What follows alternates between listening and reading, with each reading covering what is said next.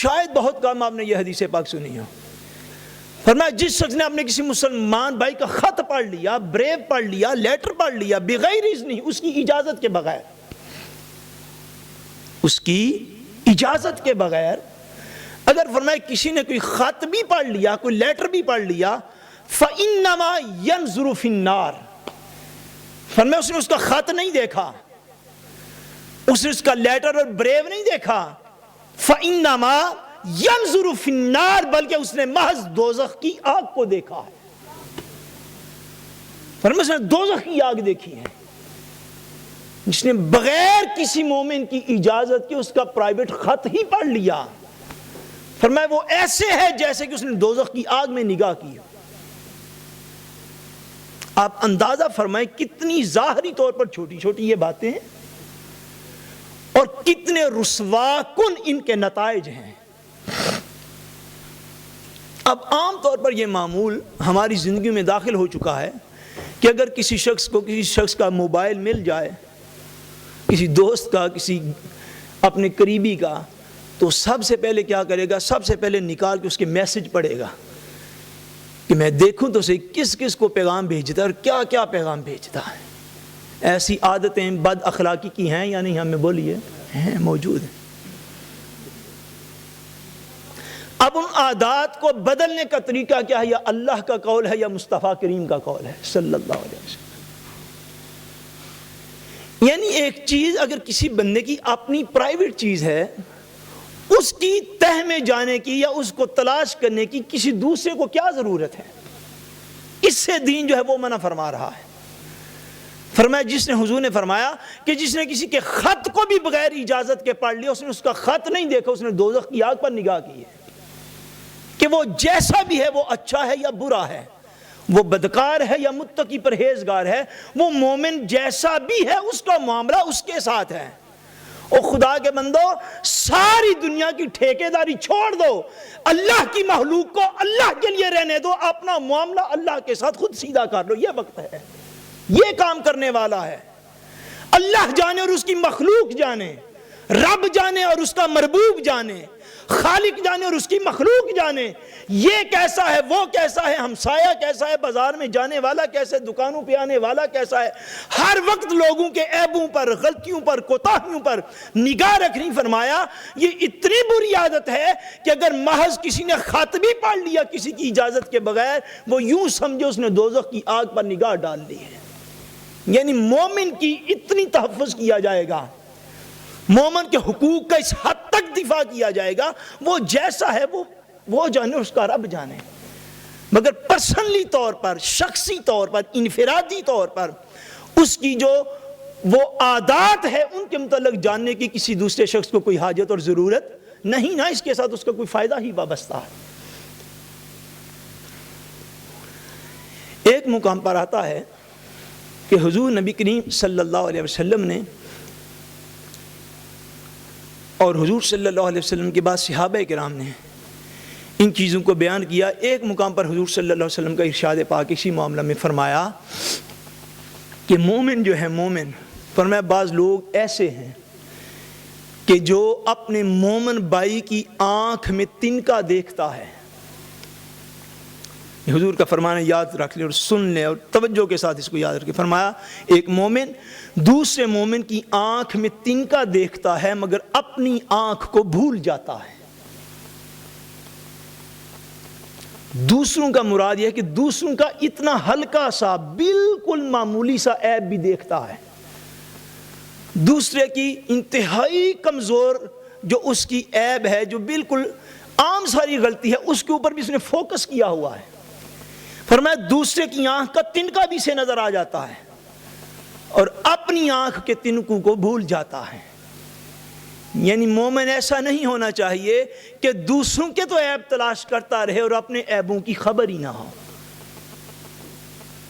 اپنے عیبوں کی خبر ہی نہ ہو سکے. حضرت عبداللہ ابن عمر رضی اللہ تعالیٰ عنہ حضور کے غلام صحابی ہیں. آپ ارشاد فرماتے ہیں کہ کسی شخص کے گمراہ ہونے کے لیے یہ بات کافی ہے.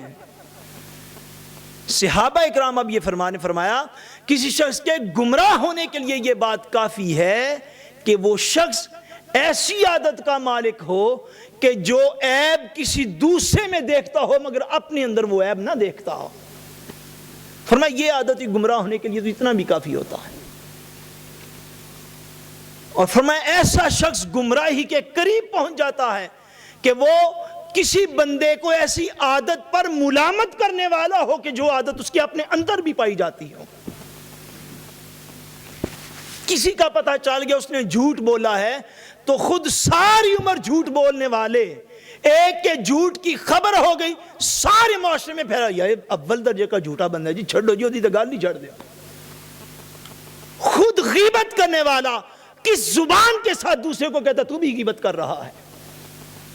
خود بے حیائی کرنے والا دوسرے کو کس زبان سے کہتا کہ تو بھی بے حیائی کرتا ہے؟ خود بے نماز دوسرے کو کس طرح کہتا ہے کہ تو یار نماز کیوں نہیں پڑھ رہا؟ خود زکوٰۃ نہ دینے والا دوسرے کو کس منہ سے کہتا ہے کہ تو بھی اللہ کی راہ میں خرچ کیا کر؟ فرمایا کہ وہ ایسا شخص گمراہ ہے۔ صحابہ کرام فرما رہے ہیں کہ ایسا شخص گمراہ ہے کہ جس کے اندر تو بری عادات خود تھیں مگر جب اس نے کسی کی بری عادت کو دیکھا تو اس کو مذمت کیا، اس کے خلاف طوفان کھڑا کر لیا، اس کے خلاف سارے محلے کو جمع کر لیا مگر اپنی عادت جو تھی اس کی طرف نظر ہی نہیں ساری عمر کی، اور جانتا بھی تھا میرے اندر بھی یہ عیب ہے، مومن کا عیب ملا اس کو اچھال دیا۔ صحابہ کرام فرماتے ہیں ایسا شخص جو ہے وہ گمراہی کے قریب ہوتا ہے۔ حضرت عمر بن دینار رحمت اللہ تعالی علیہ عظیم بزرگوں میں اولین دور کے اور غالباً تابعین میں سے، آپ فرماتے ہیں، آج کی آخری بات عرض کر کے دو بات کو ختم کرتا ہوں۔ آپ ارشاد فرماتے ہیں کہ مدینہ منورہ میں ایک عورت تھی، وہ وصال کر گئی، اس کا بھائی جو ہے وہ اس کی تیمارداری کے لیے آتا تھا، بہن جو ہے وہ وصال کر گئی، اس کو دفن کرنے کے لیے جب گیا تو اس کے جو پیسے تھے، اس ایک تھیلی تھی پیسوں کی اس کے پاس، دینار تھے اس کے اندر، وہ جو ہیں وہ گر گئے اس کی قبر کے اندر، قبر کے اندر پیسے گر گئے، قبر کو بند کر دیا، واپس آ گئے۔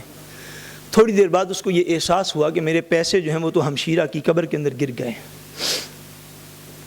اس وقت بھی یہی مسئلہ تھا، آج بھی یہی مسئلہ ہے، اور قیامت تک یہ فقہ اسلامی کا یہ مسئلہ ہے کہ اگر کسی شخص کا رزق حلال جو ہے وہ کسی بندے کو دفن کرتے ہوئے قبر کے اندر گر جائے اور اس کو اس بات کا کنفرم یقین ہو کہ میرے پاس جو پیسے تھے وہ قبر کے اندر گر گئے ہیں، میں دفن کر کے جب آ گیا ہوں، تو اگر اس کو فوری طور پر یاد آ گیا ہے تو شریعت میں اس بات کی اجازت ہے کہ وہ قبر کھود کے اپنا رزق حلال وہاں سے نکال سکتا ہے۔ اتنی اہمیت ہے رزق حلال کی حفاظت کی، نہ کھود، اس کی اپنی بلغ اور اپنی چوائس ہے، نہ کھودے، لیکن اگر وہ چاہے تو رزق حلال اپنے کو حاصل کرنے کے لیے قبر کو کھود کر بھی فوری طور پر وہ نکال سکتا ہے، اس بات کی اسے اجازت ہے۔ وہ بیان کرتے ہیں عمر بن دینار کہ اس شخص کو پتہ چلا کہ اس کے پیسے وہاں ہی گرے ہیں، وہ گیا، اس نے قبر سے پیسے نکالنے کے لیے جب قبر کو پھر دوبارہ سے کھودا تو اللہ کریم پناہ عطا فرمائے، دیکھا تو ہمشیرہ کی قبر جو ہے وہ آگ سے بھری ہوئی ہے۔ بڑا پریشان ہوا، اس کو آگ کے عذاب میں دیکھا، دوڑ کر جو ہے وہ واپس گھر آ گیا، آ کر اپنی امی سے کہتا ہے میں پوچھنا چاہتا ہوں کہ میری ہمشیرہ کے اندر غلطی کون سی تھی جس بنا پر اس کو قبر میں آگ کا عذاب دیا جا رہا ہے۔ ماں خاموش ہو گئی، ماں نے کہا بیٹا وہ دنیا سے چلی گئی، اب اس کی کیا بات پوچھتے ہو؟ کہتا نہیں میں معلوم بس کرنا چاہتا ہوں، میری بھی ہمشیرہ تھی کہ مجھے پتہ تو چلے اسے قبر میں کس بات کی وجہ سے عذاب ہو رہا ہے۔ ماں نے کہا میں اور تو کچھ نہیں جانتی، ایک بات جانتی ہوں کہ اس کے اندر دو عادتیں بڑی خراب تھیں۔ ایک عادت یہ کہ نمازی تو تھی، نماز تو پڑھتی تھی، مگر جب نماز کا وقت گزر جاتا مستحب وقت تو لیٹ دیر کر کے یا قضا کر کے نماز پڑھتی تھی۔ یعنی نماز تو تھی لیکن نماز کی حفاظت نہ تھی جس طرح کہ ہونی چاہیے تھی، لیٹ کر کے پڑھنا، نماز کا وقت گزار کے پڑھنا، قضا کر کے پڑھنا، یہ اس کے اندر ایک عادت تھی جو اچھی نہ تھی، اور فرمایا انہوں نے